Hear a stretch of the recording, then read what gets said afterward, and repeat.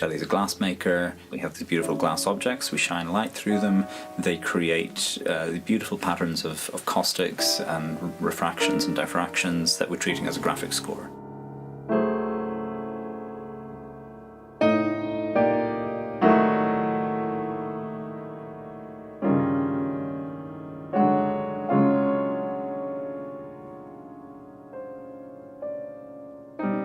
There's a kind of three-way collaboration going on where myself and Shelley are collaborating on how to design these glass objects that take advantage of the cording and structure of the glass, so stuff that's invisible to the naked eye, but once light goes through it, it becomes this beautiful kind of set of patterns and behaviours that's never quite predictable either. Every time we set these things up, they're slightly different. I've been working with different sorts of scientists who use light and structure to understand molecular dynamics in different ways, whether it be crystallographers or plasmonic specialists. This project has been a chance to unpack that a bit more. In fact, we've been lucky enough to have a conversation with an amazing physicist who taught us a little bit about caustics, and we'd originally been shining light through the objects and getting projections, but this is the first time we've actually designed objects where, as the light bounces off the surface, you create another set of luminous interpretation, sort of topography creates another set of luminous patterns. One of the interesting tensions for us in thinking about this at all is in how free do the musicians work in relation to the score, or how much do we specify? It's very difficult with such a rich visual. The sound that you guys create, the sound atmosphere that you create around that will colour the way we perceive it.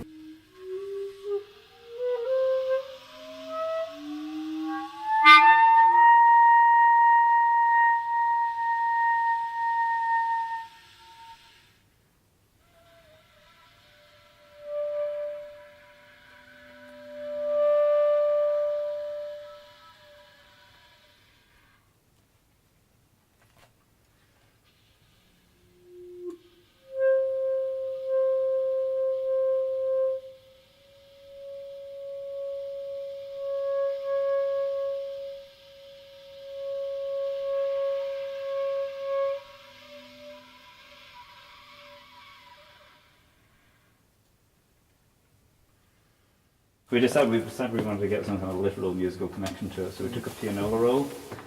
Shelley laser printed off some sections of it. It's a Bach C minor fugue from the second book. And then sandblasted those onto the embryos before we polished them, so before we blew them. But they're all completely distorted then by the glass blowing process, so it's never intended to be a literal interpretation.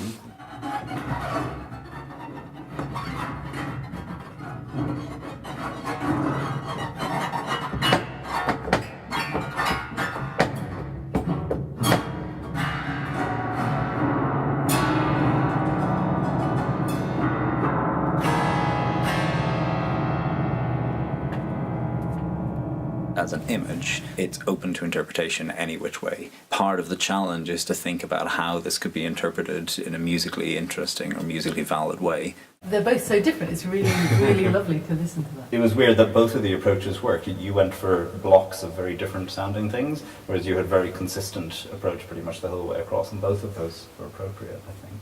And I wasn't particularly going for trying to create any sort of melodic, even sort of rhythmic contours. When I look at the shapes, I look at that as being like we were talking about the density of the sounds. And then at the same time, if I thought there were 2 points in different areas, I tried to show that with a multiphonic or something. Obviously, sometimes one is more prevalent than the other, so you hear that out with the higher note sounding a lot more and overtaking. So you start off with one, and as it moves around, it might change motion. So you've got very bright in the top left, gets fainter as the bottom right gets brighter.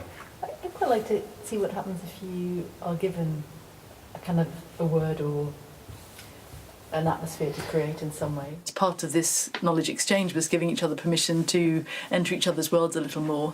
Scott came and one of the objects that's actually the richest visually was one that Scott created literally with his own bare hands. Actually, we're both in a zone that we really made together, and that I think the work is being richer from that point of view. Up to this point, we were both kind of hanging on to specific domain-specific things, and I think it's only with this project that we've actually kind of just jettisoned those a little bit and said, okay, well, what happens if I just do this and don't really worry too much about that aspect of it? Yeah, you were actually listening to the music and having that change the way you were looking at the image, and it was the same for me too. We're using the objects in a very different way.